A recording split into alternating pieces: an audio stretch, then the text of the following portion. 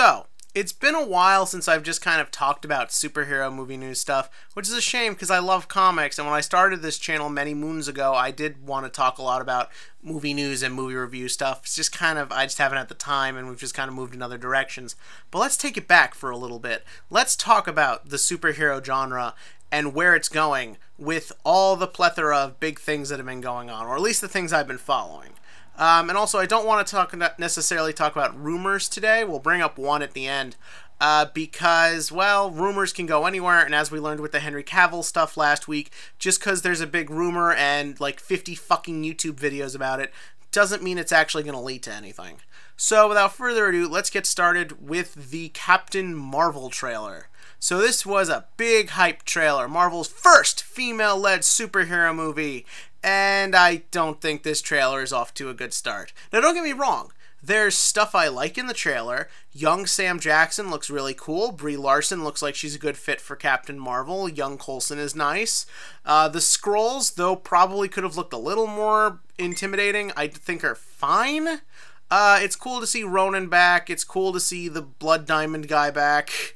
Marvel himself looks cool. The movie looks fine, and it looks cool when she's like upside down and they're like brainwashing her, whatever that's about.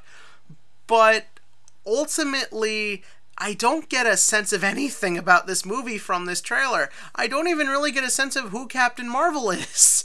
Like, I don't learn anything about her personality or her character, which is a problem because Marvel stuff is all about that. I don't really get a sense about what this movie is about because it just sort of looks like a generic alien person who's not an alien lands on Earth. Oh yeah, and they reveal that in the trailer.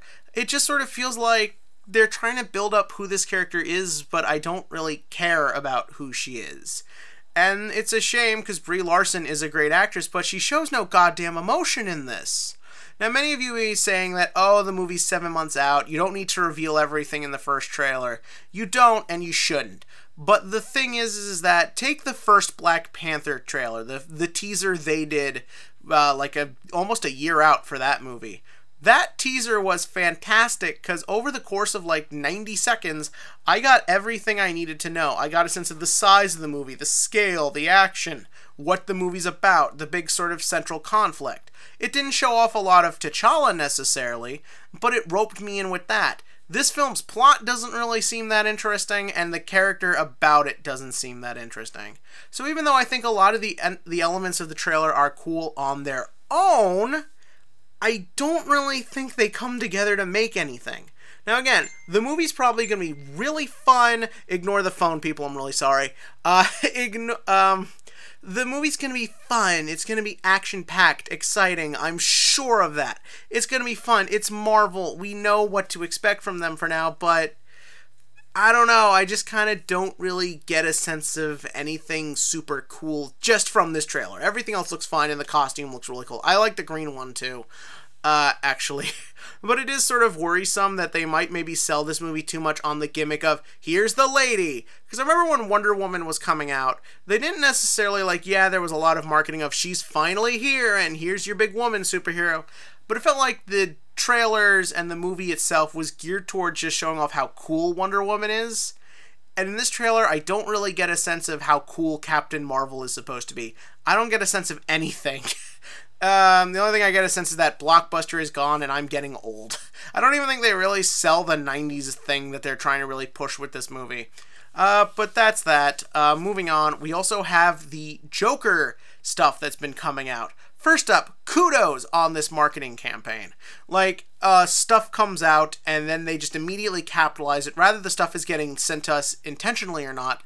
It kind of feels like it is. But first you get that little clip of Joaquin Phoenix talking to a clown. So since now we know what the guy's going to look like, they just show a picture of a unhappy middle-aged man. You know, Joaquin Phoenix.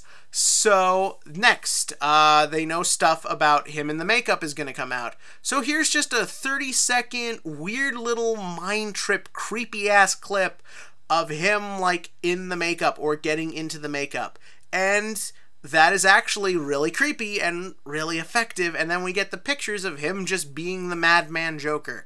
It's a really smart way to go about getting interest and hype into your movie. I also like that we get the sense of tone and character we don't get from the Captain Marvel trailer. You see Joaquin Phoenix be expressive. You see sort of the idea that they seem to be going for this really creepy 80s crime thriller movie. That's really cool. Having said that, I don't give a flying fuck about this movie. I'm sorry. I want to say it looks cool, but I just don't care. Like, I don't need a Joker movie. I don't want a Joker movie. I don't care about the 80 billion spin-offs DC wants to do with Joker and Harley Quinn, and I'm just not interested. This movie might be awesome. There's a very strong possibility about that. I mean, like, and also just because I'm not excited now doesn't mean I won't like the movie when it comes out. Like, for instance, I'm not super excited for any anime coming out this fall, but there's still going to be great stuff. It's just, I just don't find nothing about this I have any desire for. And I just want to be that guy who's like, because everyone else is really getting behind this and excited for it. And look, it looks artistic and it definitely looks more creator driven than, say, Venom looks. But I'm that guy who's still like, I just don't care at the moment.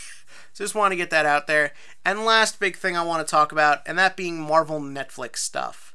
Because also, if you just want to get another DC story in there, I think Flash lost another screenwriter. So there's that. But finally, the Marvel Netflix stuff has been going in a very interesting direction. So first up, what I've thought of the 3 we've gotten so far this year.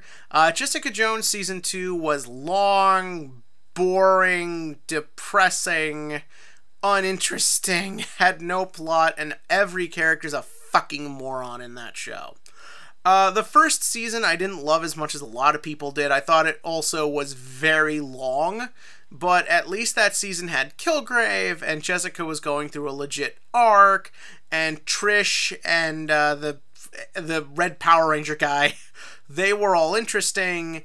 In this season, all that's kind of gone. Jessica's conflict is dragged out extremely. If you want to call the antagonistic force a villain, she's not that interesting, nor does she do anything that exciting. They don't really go into the big philosophical aspects of it like they did with her relationship with Kilgrave. And then, like, the side characters are just idiots who are just constantly doing dumb shit for no reason that a lot of time doesn't even fit their personalities. All the pointless subplots feel even more dragged out than they did in the first season. So I just felt like it was a complete letdown for something I wasn't even super excited for. Luke Cage Season 2 also wandered. It really didn't have anything going on in it. It's a bit more interesting because Mariah's a really compelling villain, and I think the other characters still keep fairly consistent compared to Jessica Jones. But the show really has no driving force or direction, least of all its main character, who pretty much nothing he does actually seems to influence anybody. Like, when you think about it, everything going on with Mariah and her daughter Tilda and Shades and Misty Knight would all pretty much happen if Luke Cage wasn't there. You could make it that whatever Luke Cage did was replaced by, like, a rhino that got loose from the Bronx Zoo, and it would be no different, which sucks because I like the characterization of Luke Cage. Mike Colter's amazing in the role. Everything's there, it just feels a little too separated and distant.